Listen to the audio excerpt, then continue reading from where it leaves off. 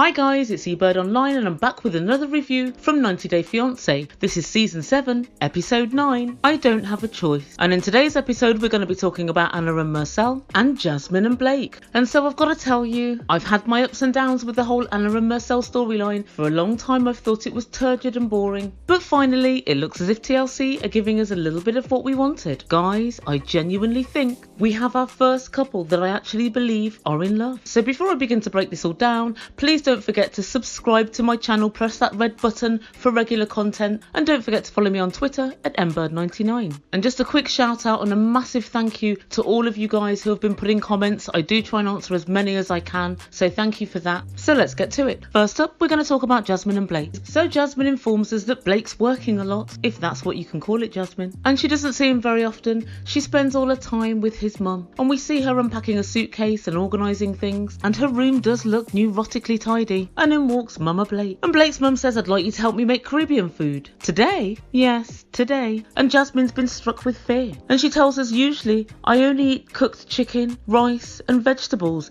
Jasmine, are you familiar with Caribbean food? That's pretty much what it is. And she continues, because I used to be a gymnast and a personal trainer, I like to make sure everything's cooked in a really healthy way.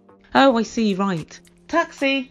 So in the kitchen with Mama Blake, she has to peel the prawns and then she has to cut onion. She informs Mama Blake, I can't do it. If I cut onion, my eyes really water and I start to cry. It's just impossible for me. Jasmine, it's the same for you as the rest of the population. And Mama Blake uses this opportunity to find out what are Jasmine's plans for working. So in addition to Rita and Everett, Mama Blake also realises that Blake's a work-shy dreamer and very poor. And so she too is worried about Jasmine not working. Jasmine helpfully tells her she's not sure what she's going to do, but she has 6 months or so to work it out. So she has a little bit of time. And we can tell by the look on Mama Blake's face, she doesn't like this answer. And she said, have you got no thoughts, no ideas? And then Jasmine tells her she wants to be a social media influencer. And she has to break it down and explain to Blake's mum what that is. She said, people contact you and they give you free things. They get you to wear things and try things out. And then you advertise it on the internet. Do you get paid for this? She asked. Yes, of course. But I can still tell that Mama Blake wants that regular wage coming in to supplement son Blake's irregularly waged folly. Then Mama Blake goes one step further. She asked Jasmine if her parents are going to pay for the wedding, and she says, in America, that's customary. We pay for the rehearsal dinner and your parents pay for the whole of the rest of the wedding. I'll list what we pay for and I'll list what you pay for,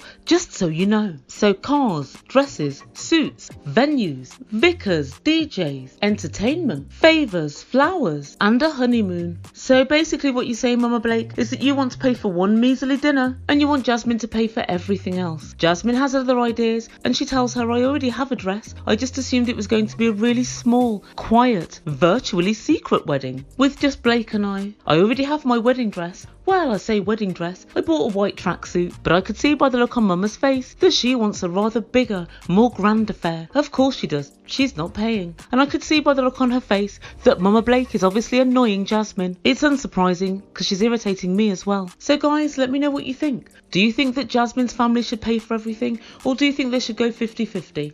I think because Blake's already been married before and he's already messed it up once, who's to say it's not going to happen again? I think they should have a proper wedding, as in guests in a small little venue, but I think they should keep it super low key. But it also gives us a clue as to what Jasmine's intentions are, which I think are definitely less than wholesome. So Jasmine's been enjoying lots and lots of alone sleep while she's at Blake's mum's. She's made not that much effort to get to know Blake's friends, even though they are douchebags. And now we find out she wants a tiny wedding without even a wedding dress. She's quite a showy gal, I know because I've seen her Instagram. And yes, you guys, I am embarrassed about that, I really am. However, she's from Finland, which is quite a rich country. They're Nordic and not Russian as some people have suggested. The Finns won the last of the Finnish-Russo wars, and whilst the Russians got to take Estonia into communism, the Finns managed to stay out of it. So they're very rich. Really, if she thought it was worthwhile, her parents easily could come over for this wedding and she could have some semblance of a proper wedding with her own family there.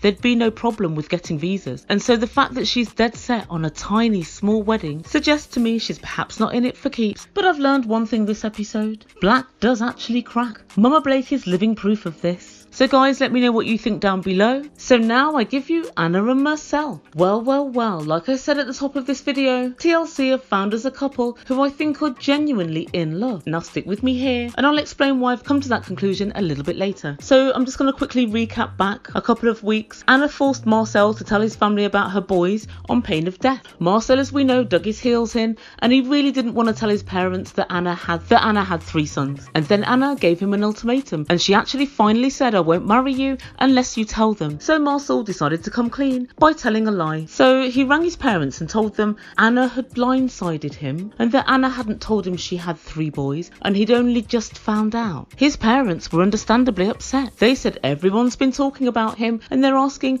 why does he need to go to fancy America to find a woman? Why doesn't he find someone in Turkey? They demand he comes home and they say, understand? And he says, understand. And so it looks as if Mursel's going home. And next time we meet up with this couple, we've got Anna sitting on a sofa with Mursel next to her, and Anna tells us that Mursel can't marry her. She says he's told his family about the boys and they're not happy. And Mursel at 38 can't stand up to his parents. I'm not entirely sure, but it looks as if Anna's been crying. The jury's still out on that one though. And Mursel informs us all that he's returning to Turkey. He must return to Turkey as his elders have spoken, and that's what they've decreed. So we have an impasse. Mursel wants to go to Turkey, Anna wants him to stay. How can we lighten the mood a bit? We need some sort of witty raconteur, or someone perhaps with sterling diplomacy skills to break through this deadlock. Cue Anna's mum. Oh Lord. She came in and said, what happened? They explained the situation and then she quite accurately described it as bullcrap. And she said he should have told them from the outset, which of course we all know. None of this should have ever been a secret, but I do fear that if he'd told them at the outset, they would have stopped him from actually going to America. I think the reason he didn't was because he was too scared, and the reason that Anna didn't push it was because Anna thought after he spent 3 months with her, he'd be so enamoured with her, he couldn't possibly leave her for a couple of decrepit old beekeepers in Turkey. Well,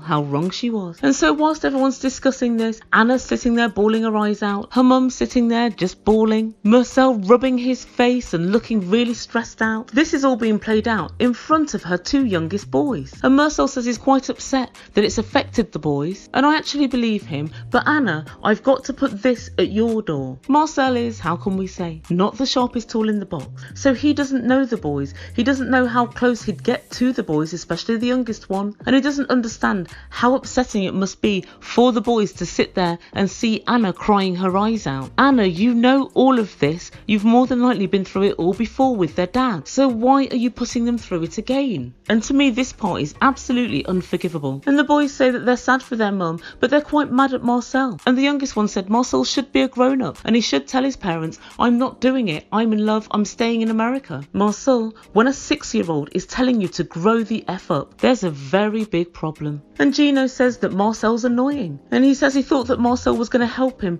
but now he's going, he's not going to have that help. And I'm quite surprised that these 2 younger boys are actually bothered that he's going. Maybe they've got Stockholm syndrome. Last time I looked, none of them liked him. And so next time we see Anna, she's still moping around, and she goes to pick up Joey from practice, and she tells him all about the Mursel saga in the car. And the whole thing was a little bit weird. She pulled the car up into a deserted car park. It almost looked like a mafia hit was about to take place. And she told Joey, I'm not getting married, and I've booked a hotel for him because I don't want him around whilst he's waiting to go back to Turkey. And you can see inside that Joey is very pleased about it, but he simply says, whatever. And then later to producers he says he's really annoyed his mum's put them all through this. And I agree with him.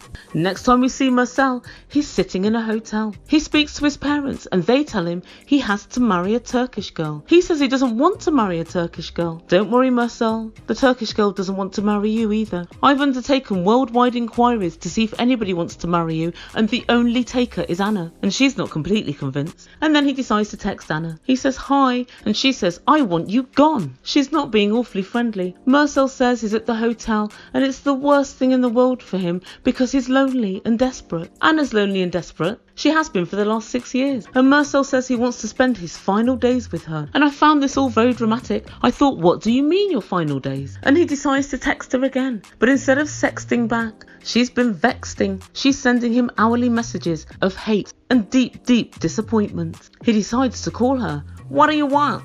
Please, Anna. And he tells her he wants to see her one last time, to hold her hair, to smell her, to kiss her. Oh, yep, okay, that's enough, Mursel, we get the message. And he says physically, he's finished. And I say to both Mursel and Anna, but love is blind and lovers cannot see the petty follies that themselves commit. You are both at fault. Anna, you're at fault for not ensuring that this wasn't sorted out the moment he got onto American soil, really, if not before. You're also at fault for playing out everything in front of your boys. They shouldn't have known so much. They should have never have known that they were secrets. That's not very nice, and that's something they didn't have to know. Mursel, where do we begin? This whole scenario in which he's been commanded to go home is all of his own making. Although it's unsurprising given the level of his intellectual disabilities, I can't help but think if Mursel got onto the phone and said, Mum, Dad, I knew all along that Anna had kids. I love her. I want to be with her. I'm staying in America regardless of what you say,